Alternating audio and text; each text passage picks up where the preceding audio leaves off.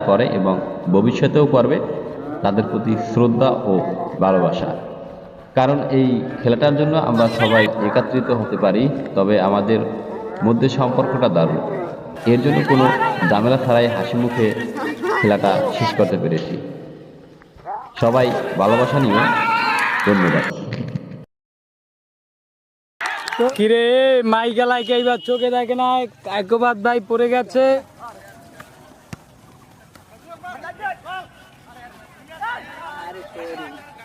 আরে